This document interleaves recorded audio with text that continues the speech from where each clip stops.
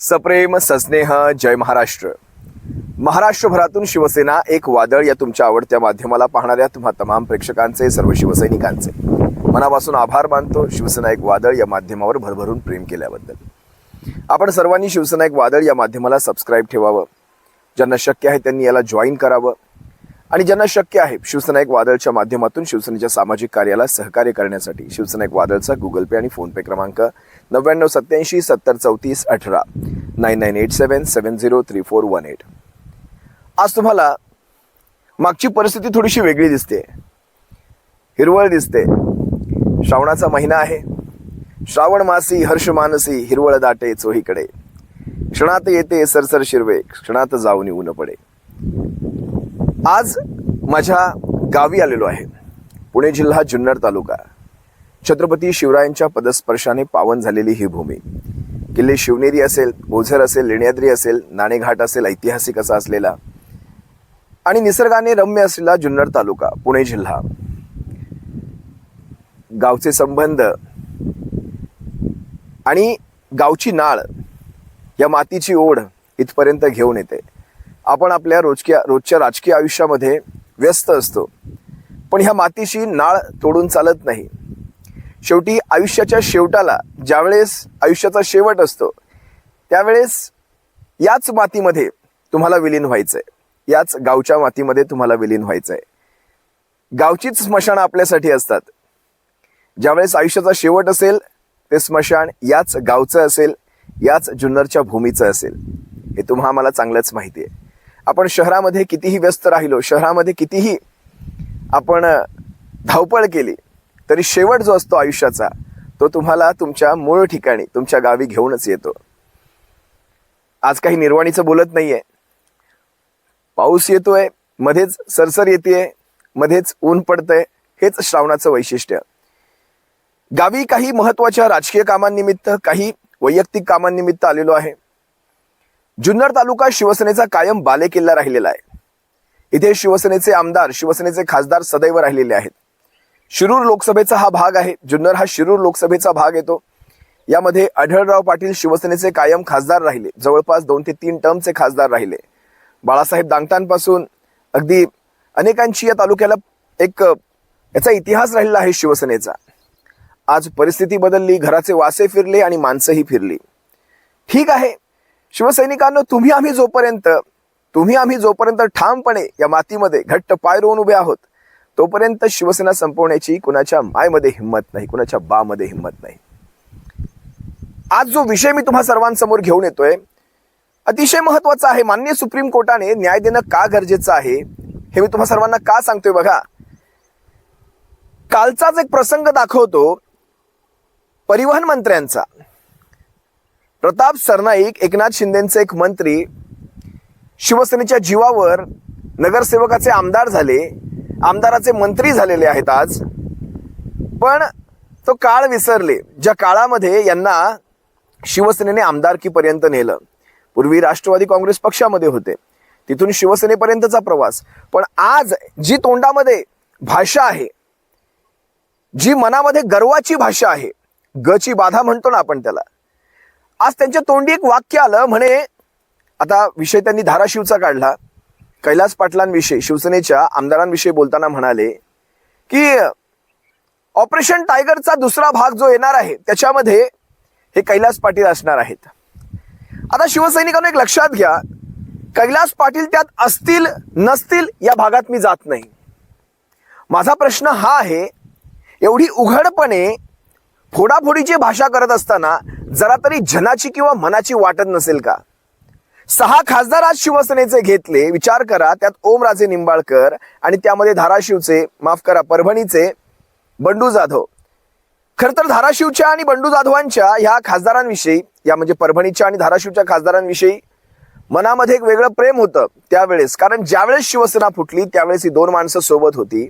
बाकी त्यांचा सोडा, ऐरे गैरे, त्या काय म्हणतात, यात्रेमध्ये हौशे, नवशे आणि गौशे सुद्धा येतात.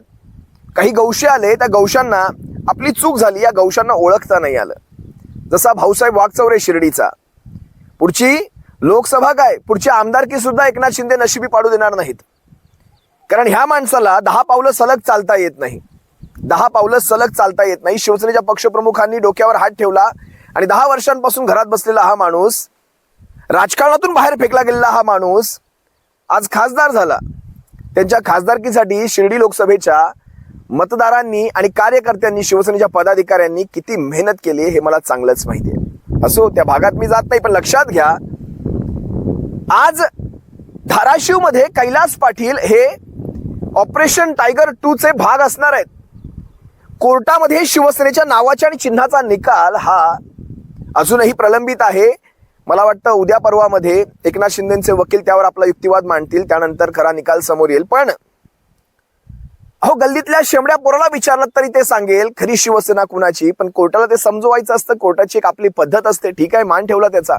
पण ही माणसं ज्यावेळेस अशा प्रकारे बाहेर वक्तव्य करतात, कोर्टाने खरं तर या अशा वक्तव्यांची सजा म्हणून यांचा निकाल, मग कशीही असो, बाजू कशीही असो, यांचा निकाल फिरवला पाहिजे.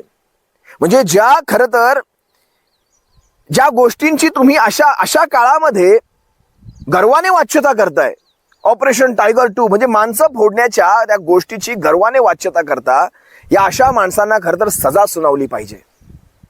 तुम्ही यांचं ते वक्तव्य ऐकलं नसाल तर जरा एकदा हा धाराशिवच्या बद्दलचा हा प्रताप सरनाईकांचा प्रताप ऐका. ठाकरे सेनेचे आमदार कैलास पाटील हे ऑपरेशन टायगरचे दुसरे सदस्य असल्याचा दावा सरनाईकांनी केल्यामुळे खळबळ उडाली आहे. कैलास पाटलांनी तुळजापूर मंदिरातील चिनी कॅमेराचा मुद्दा उपस्थित केलेला होता आणि यावरून बोलताना सरनाईकांनी टोला लगावला. तो ओमराजेंनी यावर बोलणं टाळलंय. अशा कंपनीचे CCTV तुळजापूरमध्ये बसवलेले आहेत आणि याबाबत जर चायनीज कंपनीला बॅन का केलं तर त्याचे सर्व्हर चायनामध्ये असतात, त्या सुरक्षेला धोका निर्माण होऊ शकतो. चायना आपण बघतोय की वेळोवेळी पाकिस्तानसारख्या आपल्या शत्रू राष्ट्राला मदत करतं. मग अशा वेळेस तुळजाभवानीची सुरक्षा धोक्यात घालण्याचं काम आपल्याकडनंच होतंय का, आणि हे या हिंदुत्वादी सरकारकडनंच होतंय का, हाच माझा प्रश्न होता. कैलास पाटील विरोधी पक्षाचे ऑपरेशन टायगरचे दुसरे सदस्य असल्या कारणानं ते आता काही ना काही प्रसिद्धीच्या झोतासाठी असे आरोप प्रत्यारोप करतच राहतील. चायनीज कॅमेरे आहेत, असे कॅमेरे आहेत, जापनीज आहेत, कुठल्या देशातनं कुठले कॅमेरे ते फिरून त्यांनी त्या कंपनीची नावं काढलेत हे आम्हाला कल्पना. कैलास पाटील कुठे जातात, काय करतात, किती वाजता घरी जातात, किती वाजता तुळजापूरला येतात, याची सगळी माहितीसुद्धा त्या CCTVच्या कॅमेऱ्याच्या माध्यमातून आम्हाला मिळणार, जेणेकरून आम्हाला आमचं ऑपरेशन टायगर सोपं होईल. मित्र म्हणून त्याच्या भावनेचा आदर करणं, त्याचा सन्मान करणं ही मित्राची जबाबदारी असते. त्याच्यामुळं मैत्री आहे ना, मैत्री 100% कायम आहे. पण राजकीय निर्णय घेण्याच्या बाबतीत त्यांना जे वाटतंय तशा पद्धतीचा योग्य निर्णय त्यांनी घ्यावा हीच. प्रताप सरनाईकांना खरं तर एका गोष्टीची आठवण करून द्यावी लागेल. ज्या काळामध्ये तुम्ही सारे निवडून आलात तो काळ आता वेगळा होता. ठीक आहे, काळ बदललाय. पुलाखालून बराचसा काळ वाहून गेलाय आणि हा काळ तुमच्याकडून आता उत्तर मागतोय. जी उत्तरं द्यायला तुमचे प्रधानमंत्री आणि तुमचे देशाचे गृहमंत्री हे देशाच्या लोकसभेत उपस्थित राहिले नाहीत, देशाच्या कोणत्याही सभागृहात उपस्थित राहिले नाहीत. संपूर्ण अधिवेशनं संपली. म्हणजे अगदी चीनच्या युद्धाचा काळ मला आठवतो म्हणण्यापेक्षा जे माझं वाचन आहे त्या काळात सुद्धा तत्कालीन पंतप्रधानांनी देशाच्या संसदेत येऊन आपला पराभव झाला होता. चीन बरोबर देशाचा पराभव झाला होता. त्याही काळामध्ये येऊन देशाच्या पंतप्रधानांनी देशाच्या संसदेला सामोरे जाण्याचं धाडस दाखवलं होतं. तो काळ होता. म्हणजे आता खरं तर त्या काळाची ह्या काळाची तुलनाच होऊ शकत नाही. एक काळ होता इंदिरा गांधींनी, म्हणजे ज्यावेळेस देश खऱ्या अर्थाने हलाखीच्या परिस्थितीत होता त्यावेळेस इंदिरा गांधींनी आपल्या गळ्यातलं मंगळसूत्रासकट सगळे दागिने देशाला अर्पित केले होते. देशाकडनं मागणी केली होती जे शक्य होईल ते दान करा. इंदिरा गांधींनी स्वतःच्या दागिन्यांसोबत मंगळसूत्र सुद्धा काढून दिलं होतं. आज विचार करा, अगदी सोनिया गांधींनी तर आपलं मंगळसूत्र दानच केलं, आपलं कुंकूच दान केलं. मी इथे कुठेही काँग्रेसची बाजू घ्यायला आलो नाही, पण परिस्थिती पहा काय आहे सध्या.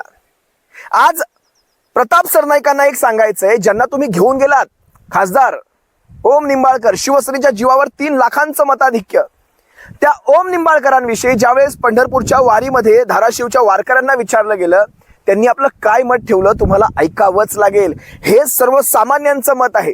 हे कुणाकडनं विकत आणलेलं मत नाही. हे कुणाला मारून मुटकून बसवून बळजबरी काहीतरी वधवून घेण्याचा प्रकार नाही. एकदा हा व्हिडिओ पहा. कुठलं गाव? धाराशिव जिल्हा. किती वर्ष झाली आता बारीक? 3 वर्ष झालं. तिथं खासदार कोण आहेत? ओमराजे निंबाळकर. बर, हा. चांगलं काम आहे त्यांचं. अहो काम चांगलं होतं पण त्यांनी चूक केली मोठी रेट एक. हा, हो काय चूक केली? ते गेले ना शिवसेनेत. हो बरोबर, म्हणजे चुकीचं आहे. हा चुकीच आहे. बर, हा खोट आहे. तुम्हाला काय वाटतं, तुम्ही त्यांचे कार्यकर्ते आहात? कार्यकर्ते बी आहोत, हा, एका जिल्ह्यातले बी आहोत. हा, हा हा. हे असं करायला नाही पाहत. बर, आपण कुठं जर म्हणलो शिवसेनेत आपलं रोप कोणी लावलं, शिवसेनेने लावलं होतं. हा. मग आपण शिवसेनेच राहायचं होतं. मग ही चूक नाही ते का ही चूक आहे. कशासाठी गेले असतील ते? आता कशासाठी गेले म्हणजे ते त्यांच्या म्हणते ते विकासासाठी गेले. आता कशाचा विकास करायचा आता. हा, हा. हे त्या खासदार हा खासदार कमी धाराशिव मध्ये जिल्ह्याच्या ह्याच्यातून नव्हता विकास होत त्यांना. बर, पक्षात जाऊनच विकास होणार होता. हा. ते नाराज आहे का? हा, नाराज आहेत मग काय. नाराज राहणार. समजाचा लाडाचा खासदार होता तो धाराशिव जिल्ह्याचा. आता लाडाच आहे का? आता लाडाचा आहे बरं, आता पण तसा नाही लाडाचा. बर. हा नाही. पुढल्या वेळेस निवडून येतील का? हा आता काय सांगता येत नाही, गॅरंटी नाही. गॅरंटी नाही. नाही नाही guarantee. तुम्ही पण धाराशिवमधून आले? हा, धाराशिव.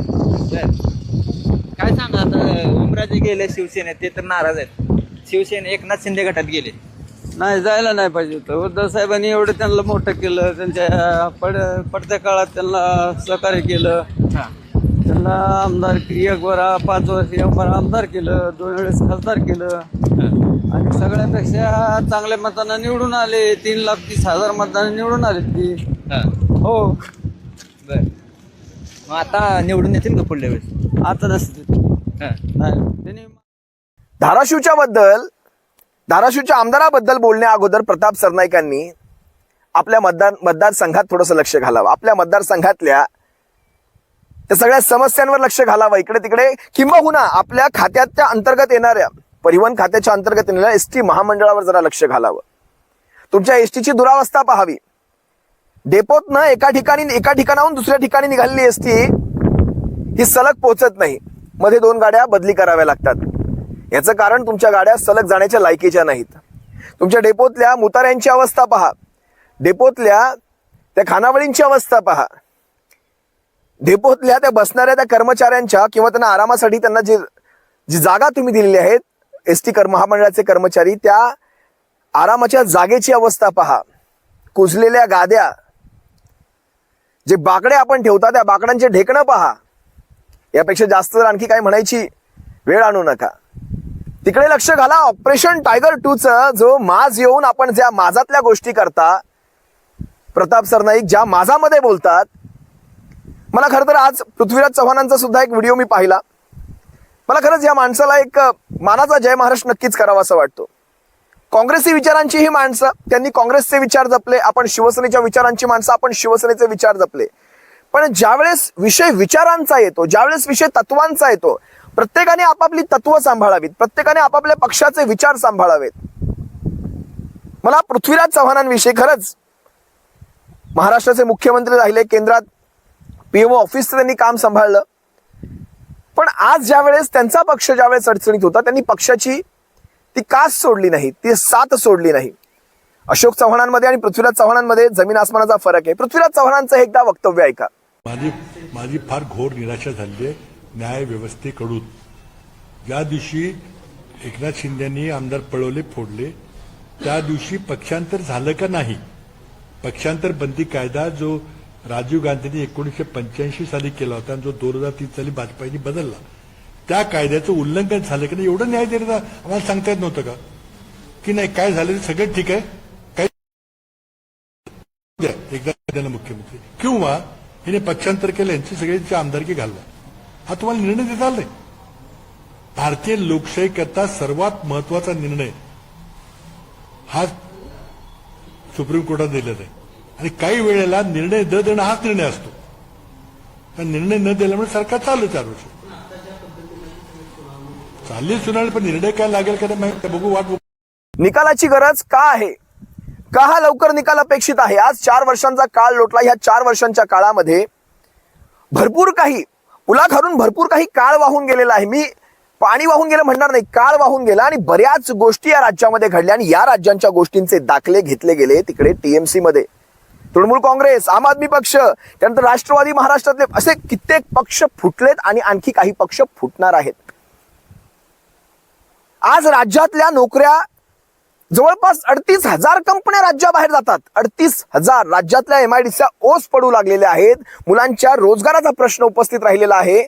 इथे रोजगार नाही हाताला आणि तुम्ही त्या ऑपरेशन टायगर 2च्या गोष्टी करताय. थोडी तरी शरम किंवा थोडी तरी लाज मनामध्ये बाळगायला हवी. आजची वृत्त पहा, आजची वृत्त. ही बातमी आहे महाराष्ट्र सरकार एकीकडे उद्योग वाढीसह गुंतवणुकीचे दावे करत असताना दुसरीकडे गेल्या 5 वर्षात महाराष्ट्रामध्ये तब्बल 36,200 कंपन्या बंद पडल्यात. खुद्द केंद्र सरकारनं संसदेत याबद्दल माहिती दिली. पाहूयात.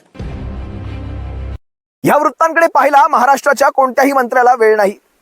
ह्या वृत्तांकडे कोण पाहते? जवळपास निवडणुका नाहीयेत. या असल्या वृत्तांनी काय मिळणार आहे? असो, शिवसैनिकांनो, या सगळ्या गोष्टी फार महत्वाच्या आहेत. पोहोचवा या सगळ्या गोष्टी महाराष्ट्राच्या कानाकोपऱ्यापर्यंत पोहोचवा. आपण सध्या कुठल्या राज्याचा भाग आहोत? आपण अशा सरकारचा भाग आहोत, अशा महाराष्ट्र राज्याच्या सरकारचा भाग आहोत जे सरकार तुमच्या आमच्या नोकऱ्या खात आहे. तुमच्या आता मी शेतामध्ये उभा आहे, आता पाऊस पडतोय ठीक आहे, पण शेतामध्ये आता हा जो सोयाबीन लागलेला आहे, या सोयाबीनला ज्यावेळेस भाव द्यायची वेळ येईल, भाव कवडीचा असणार, कवडीचा. शेतकरी या सोयाबीनसाठी घाम गाळणार, याच्या औषधांसाठी घाम गाळणार, याला फवारे मारत बसणार, याला किडीपासून वाचवणार आणि त्यानंतर दिवस रात्र याचं राखण करणार आणि त्यानंतर ज्यावेळेस भाव मिळायची वेळ येईल त्यावेळेस याचा भाव कवडीसारखा असणार. घातलेल्या म्हणजे नांगरणीपासून, फवारणीपासून, अगदी पेरणीपासून, उगवणीपर्यंत, काढणीपासून, त्याला झोडपणीपर्यंत सगळ्या गोष्टींमध्ये त्याला भाव कवडीचा असणार. शेतकऱ्याने आत्महत्या नाही करायची तर काय करायचं? आणि ह्यांना पडली ऑपरेशन टायगर 2.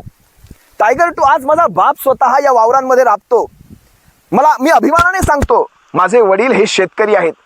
हा जो मागचा दिसतोय तो सोयाबीन आणि आता आजूबाजूला फिरवून दाखवू शकत नाही, पण हा सारा सोयाबीन मी फिरवून दाखवतो. हा सारा सोयाबीन हा माझ्या शेतातला आहे आणि माझे वडील स्वतः या शेतामध्ये राबतात. शेतकऱ्यांचा मुलगा आहे, पण अभिमानाने सांगतो, तत्वांनी राहतो आम्ही, तत्वांनी, तत्व सोडत नाही. आणि माझ्या बापाने मला एक गोष्ट शिकवली आहे आयुष्यात. शेवटी बघा, मी मगाशीच तुम्हाला सुरुवातीला एक गोष्ट सांगितली, मरण याच भूमीत आहे. मरताना तेवढंच स्मशान लागणार आहे, तेवढीच किलोभरची लाकडं लागणार आहेत, तेवढंच गोड तेल, पाम तेल काय लागेल तो डालडा लागणार आहे, त्या व्यतिरिक्त जास्त काही नाही. मग कशासाठी हा सारा अट्टहास? कशासाठी? जाताना तुमची कर्म मोजली जातात, जाताना तुमची केलेली चांगली कामं लोकांच्या लक्षात राहतात आणि स्मशानापर्यंत आलेली माणसं तुमचं नाव कसं काढतात त्याच्यावर सारं काही अवलंबून असतं. कोणत्या गाडीत फिरला, कोणत्या महालात राहिला, हे कुणी कुणासाठी केलं नसतं, हे स्वतःसाठी केलं असतं. आपण समाजासाठी काय करतो, समाजासाठी आपण किती भांडतो, समाजाच्या हक्कांसाठी किती भांडतो, हे जास्त महत्वाचं. आज मी तुम्हाला एक व्हिडिओ वेगळा घेऊन येईल. या व्हिडिओत तुम्हाला त्याची कल्पना देऊन ठेवतो. मी माझ्या आजीच्या पेटाऱ्यातली काही कागदपत्र काढली. आजी वारली, आजी आता राहिली नाही, पण त्या कागदपत्रांमध्ये मी माझ्या मागच्या काही पिढ्या जाऊन पाहत होतो.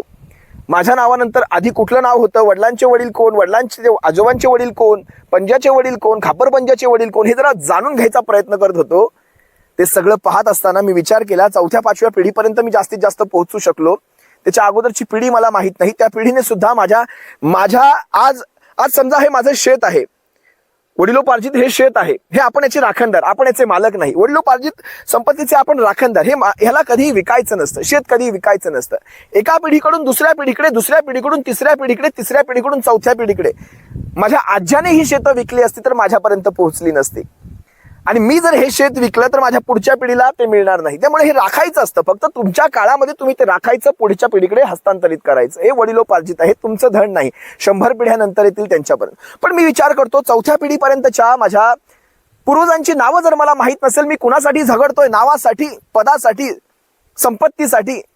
4थ्या पिढीचं नाव आपण सांगू शकत नाही. त्यांनी खाल्ल्या खस्ता त्यांच्या काळात खाल्ल्या असतील, पण त्यांची नावं जर आज येऊ शकत नसतील तर आज हे कुणासाठी झगडतायत, कुणासाठी आपल्या इब्रतीची मातीमोल करून घेतायत, कशासाठी? एका पदासाठी. अरे इतिहास लढवय्यांचा लिहिला जातो. इतिहास ज्यावेळेस लिहिला जातो तो तत्वाचा लिहिला जातो. इतिहास पळकुट्यांचा, इतिहास गद्दारांचा लिहिला जात नाही, ही गोष्ट का कोणाच्या लक्षात येत नाही? असो, ज्याला आली लक्षात त्याला आली, ज्याला नाही आली नाही आली, ठीक आहे. एवढ्या पोटाला खाण्यासाठी फार काही लागत नाही. तत्वांनी जगा. मी खरंच सांगेन, आपल्या मुलांनाही तेच सांगायचं, आयुष्यात तत्वांनी जगायचं. तत्व सोडून कधीही राहायचं नाही. तत्वाशिवाय जर जगलात ना, बायका मुलं सुद्धा तुमची इज्जत करणार नाहीत, तुमचा रिस्पेक्ट करणार नाहीत, मान देणार नाहीत. मुलं तर अजिबात देणार नाहीत. त्यांना माहिती आहे हे सारं काय कशाच्या जीवावर आहे. माझ्या बापाच्या कष्टाचं असेल ना, बायका मुलं तुम्हाला रिस्पेक्ट देतील. आज कदाचित मी विषयाला थोडस बगल दिली म्हणा, असं म्हणायला लागेल. मूळ विषय मी बाजूला ठेवला, पण मूळ विषय तुम्हाला लक्षात आला का? कोर्टाने हा निकाल लवकर देणं गरजेचं आहे, पण त्या व्यतिरिक्त सांगितलेल्या ह्या गोष्टी आहेत, हे त्याचं सगळ्याचं हे बॅकग्राऊंड आहे, त्याही जास्त महत्वाच्या आहे, तितक्याच महत्वाच्या आहे. तुर्तास मी तुम्हा सर्वांची रजा घेतो. कदाचित मी विषय सोडला असावा, आणि जास्त काही इतर ज्ञान देण्यासाठी मी काही कोणी समाज प्रबोधनकार नाही आणि एखादा थोर विचारवंतही नाही. पण जे काही आहे हे आहे असं आहे, तुम्हा सर्वांसमोर ठेवलं. तुर्तास रजा घेतो. सप्रेम. जय महाराष्ट्र. आता मला हे असं पावसात पाहिल्यानंतर, मी वडिलांचा चेहरा तसं दाखवणार नाही, पण पावसात पाहिल्यानंतर बघा, वडील दुरून छत्री घेऊन यायचा प्रयत्न करतायत. तुम्हाला दिसतायत की नाही माहिती नाही, पण माझे शेतकरी वडील माझ्यासाठी छत्री घेऊन यायचा प्रयत्न करतायत. आयुष्यात एवढंच कमवायचं माणसाने. आपल्या वडिलांच्या नजरेत, आपल्या आईच्या नजरेत, बायकोच्या नजरेत, आपल्या मुलांच्या नजरेत आपली किंमत काय आहे ना, हे जास्त महत्वाचं आहे. आयुष्यात एवढंच कमवायचं. मी सांगितलं नाही छत्री घेऊन या, पण घेऊन आले. असो, मी रजा घेतो. सप्रेम. जय महाराष्ट्र.